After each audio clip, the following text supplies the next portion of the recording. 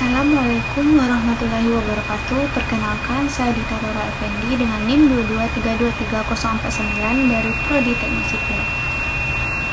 Alhamdulillahillazi ansalatu wassalamu asrofil anbiya wa mursalin wa ala alihi washabihi rasulillahi jema'in amma ba'du. Pertama-tama sekali, marilah kita panjatkan puji dan syukur atas kehadiran Allah Subhanahu wa Ta'ala yang telah memberikan rahmat dan nikmatnya kepada kita semua.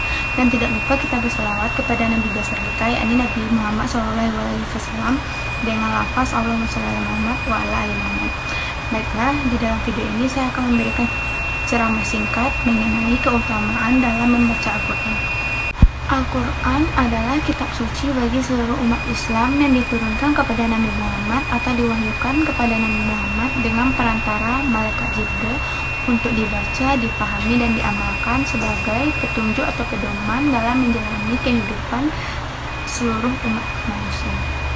Rasulullah bersabda, barang siapa yang membaca satu huruf dari kitabullah atau Al-Quran, maka dia akan mendapatkan satu kebaikan, sedangkan satu kebaikan tersebut dilipatkan kepada 10 sama-sama. Keutamaan membaca Al-Quran yang pertama tuh, kita tuh mendapat banyak pahala dan kebaikan. Kita sebagai manusia harus bisa mengamalkan Al-Quran, apalagi kita umat muslim. Ketika kita membaca Al-Quran atau membaca Al-Quran setiap hari, kita akan merasa pikiran, hati kita tuh tenang dan tentram. Itulah keutamaan membaca Al-Quran, yaitu mendapatkan pahala dan kebaikan. Yang kedua, diberikannya wibawa dan derajat yang lebih baik. Seseorang yang rajin mengamalkan, membaca Al-Quran, serta memahami Al-Quran, maka wibawa dan derajatnya akan berada pada fase yang lebih baik. Karena seseorang yang paham akan agama ataupun Al-Quran akan dipandang lebih dihormati, lebih disegani, dan lebih dihargai dalam pandangan masyarakat sekitar, baik di dunia nanti ataupun di akhirat. Sebagaimana dalam hadis dikatakan, barang siapa yang hebat dalam membaca Al-Quran, maka dia akan ditemani oleh malaikat yang mulia, yang dimuliakan oleh Allah dan taat kepada Allah. Sedangkan barang siapa yang terbata-bata dalam membaca Al-Quran namun memiliki hasrat atau niat dalam mempelajarinya, maka akan mendapatkan 2 kali pahala. Yang ketiga, mendapatkan rahmat dan perlindungan dari malaikat. Malaikat sangat menyayangi dan mencintai seseorang yang rajin membaca Al-Quran dan mengamalkan Al-Quran. Maka siapapun yang membaca Al-Quran, yang rajin beribadah, itu akan mendapatkan pertolongan dari malaikat, baik kita sadari ataupun tidak.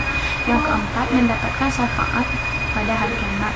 Sebagaimana di dalam hadis mengatakan, bacalah bait dalam Al-Quran, karena sesungguhnya pada hari kiamat Al-Quran akan datang memberikan syafaat kepada pembacanya. Terus manfaat yang kelima itu menimbulkan atau menciptakan perilaku mulia.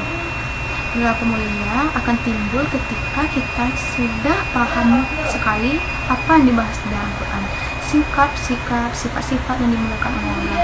Maka kita sebagai pembaca akan otomatis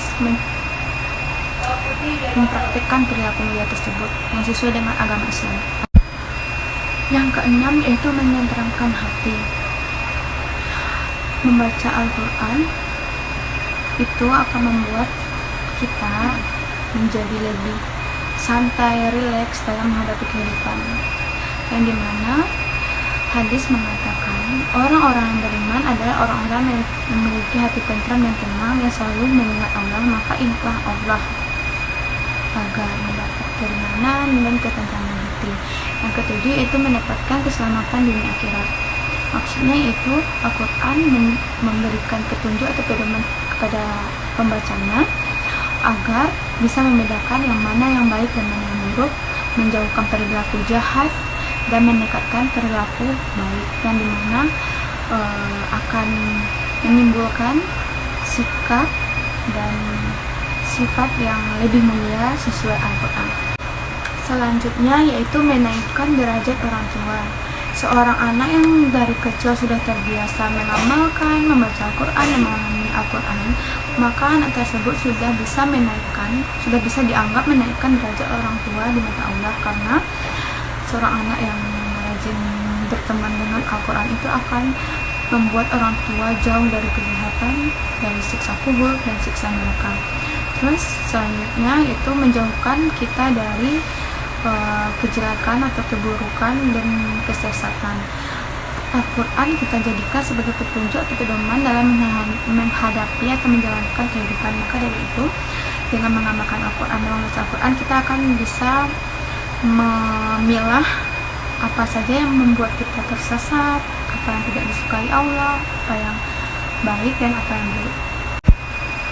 Dan keutamaan membaca Al-Quran lainnya yaitu menjadikan rumah bercahaya serta mengusir setan yang ada di rumah kita. Jadi kesimpulannya yaitu kita sebagai umat Islam harus lebih rajin mengamalkan, membaca dan memahami isi Al-Quran, karena Al-Quran itu telah mengandung dan telah menjelaskan semua sikap-sikap atau perilaku yang disukai Allah, perintah Allah dan larangan Allah. Maka kita sebagai umat Islam yang baik, kita harus bisa mengamalkan semua tersebut, semua yang ada di dalam Al-Quran, agar mendapatkan ridho dan rahmat Allah serta mendapatkan surganya.